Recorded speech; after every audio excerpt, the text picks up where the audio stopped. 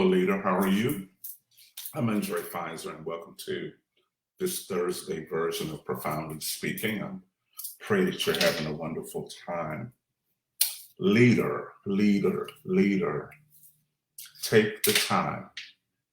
Take the time yourself to define your relationships. Determine if the relationships are for you or your assignment. Determine if your relationships are designed for your humanity, for your human interaction, or your assignment. You do not want to make the mistake of appointing the wrong people to the wrong thing. Don't be so quick to expand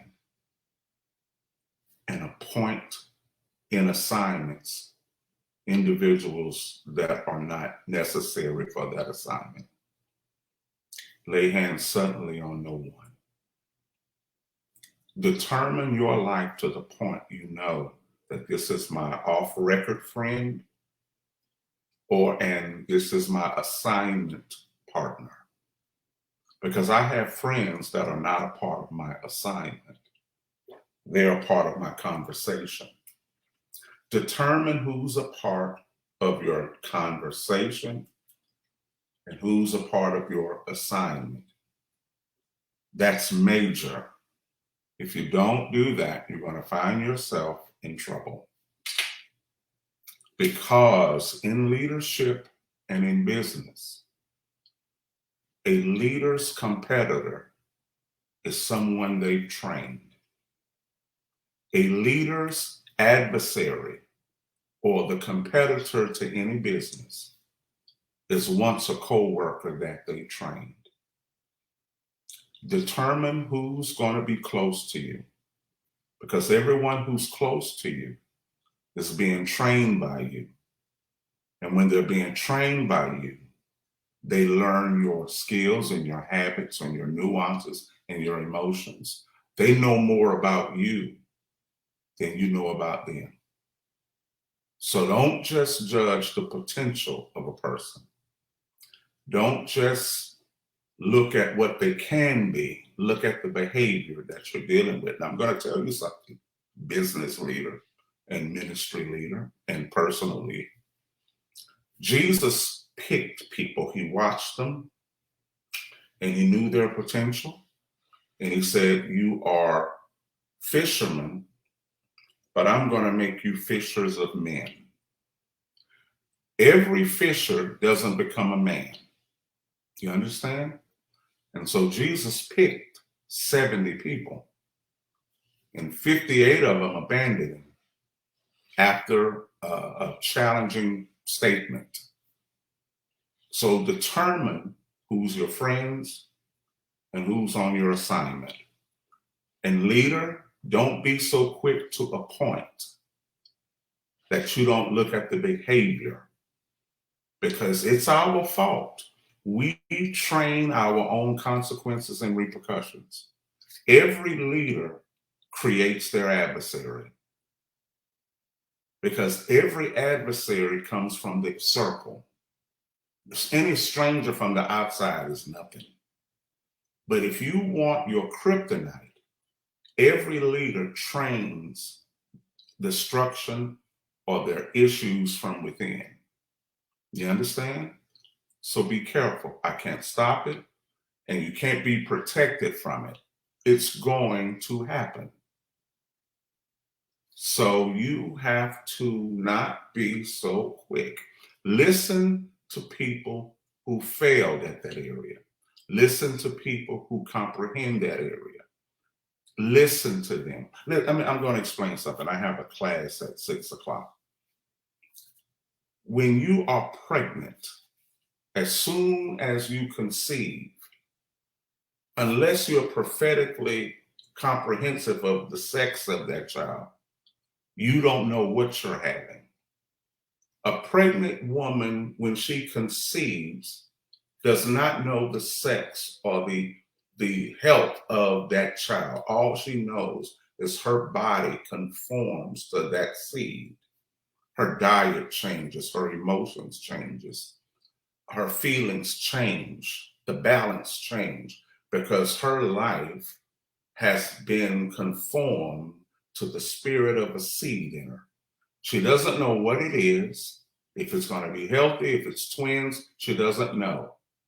When we receive a vision from God, sometimes we don't know what we are receiving, but we have to get with some sort of trained doctor, some seer that could touch us and begin to evaluate our emotions. And after a while, they can tell you what you're going to produce. But at first conception, unless you are prophetically revealed this, you don't know what you're having. When you're pregnant with a possibility, don't just say it's a church you're producing.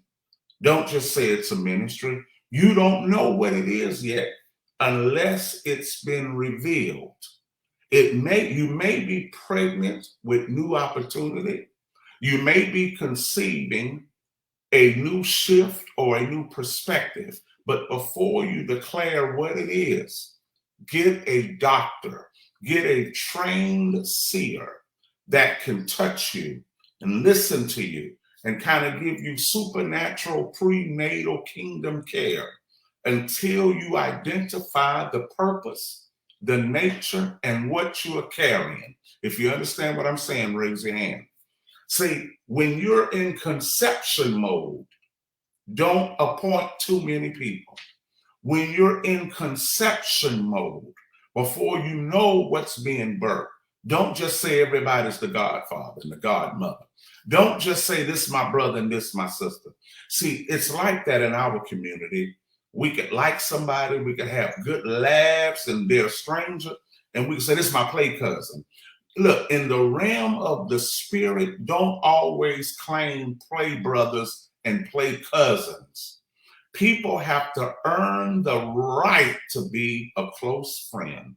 People have to earn the right to be with you beyond a myriad of arguments and fussing and misunderstanding and cussing and hang up the phones and still be there. Because if you are giving responsibilities to people who will quit after one misunderstanding, you've just messed up your future. Don't put the future of a community or a city in the hands of people that can't handle a misunderstanding, because whatever purpose or vision or plan that you had for the long run is going to fail in the hands of people that you appoint too quickly. Before you do that, speak to a doctor. Get with people with advice and wisdom. Don't be so quick to expand till you just put anybody there. Calm yourself down, leader. Every leader, every mentor, you are training your adversaries. You are training the mindsets that will question you, go against you, abandon you. There is a saying that we don't abandon people we love. We abandon people we're using. We don't abandon people that we love. We abandon people that we're using to get somewhere. You understand? So, leader, don't be so quick to expand till you overlook the red flags. Don't be so quick to obligate people to a responsibility based on the potential you see in them. You understand? I have a friend that talked to me about that. Don't be so quick to obligate people to responsibilities based on the potential you see in them. Look at the behavior. Know the difference between potential and behavior. Know the difference between potential and behavior. You understand? You are birthing something. You need to take time and find out what you're birthing, what it is. Don't just say it's a church. may not be a ministry, may not be at work. It may be a future. You may be conceiving a future.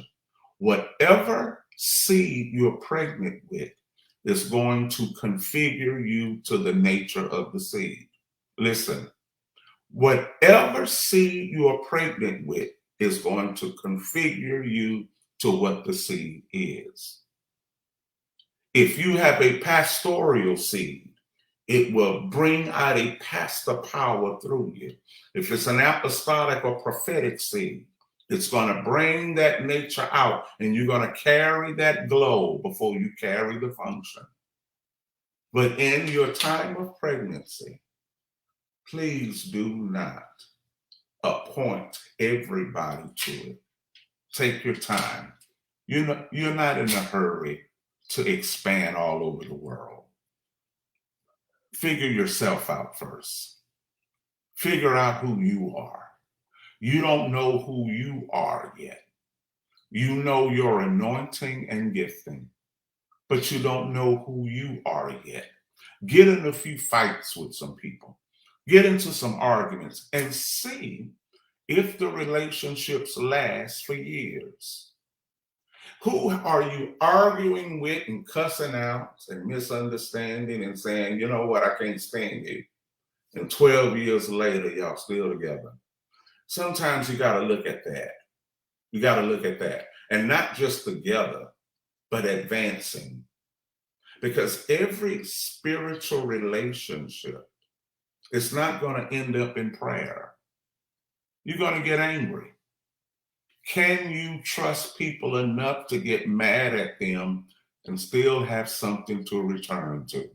Can they be mad at you and still have somewhere to go after they're angry? Because all relationships aren't hunky-dory.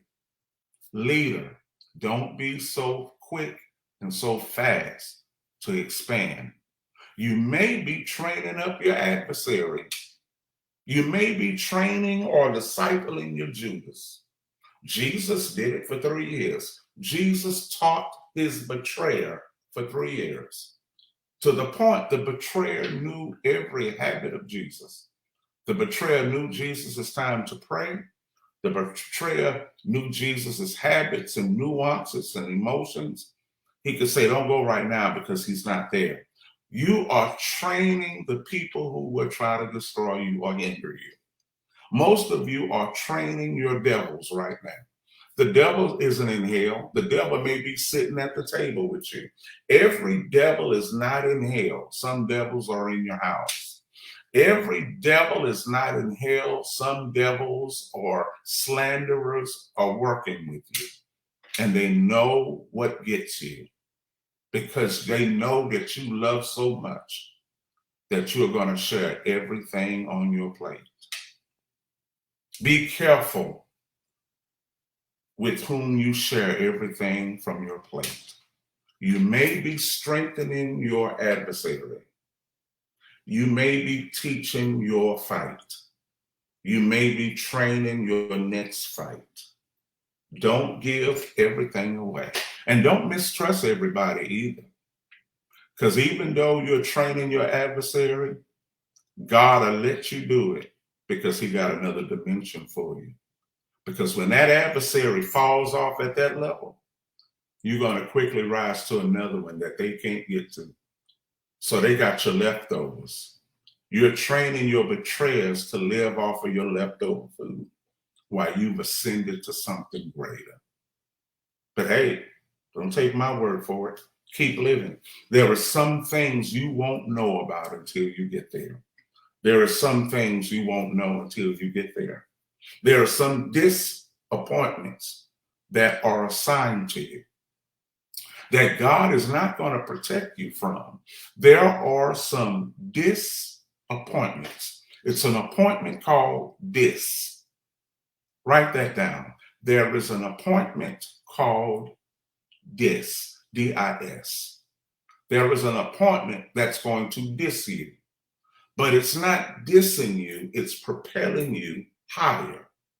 Because those who can't make it to the end are going to fall off at the last thing you had. And that's what's going to carry them your leftover food. You just don't want to sit back and just look at it. Be like, wow. You know what I'm saying? Oh, yeah, I'm telling you. It's going to happen. You are training the fights you're going to have later. And the reason you don't see the fight sometimes is because you're behind it. It's at your hands. You are training the people and giving weapons away to people who are going to turn around and use them against you. Listen. Every teacher, when they teach their students, they're teaching future leaders. The teacher is teaching themselves, but the student is looking for ways to manipulate the teacher. Every father, when he's teaching his son, is teaching a father.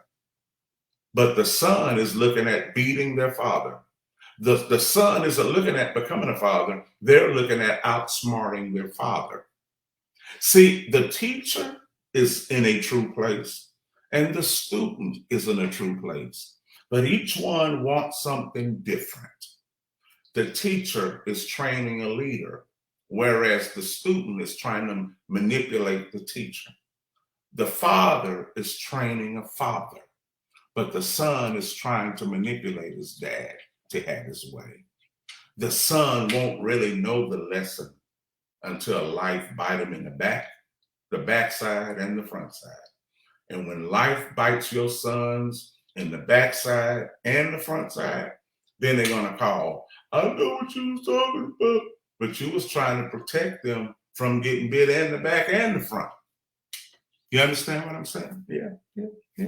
So leader, slow down.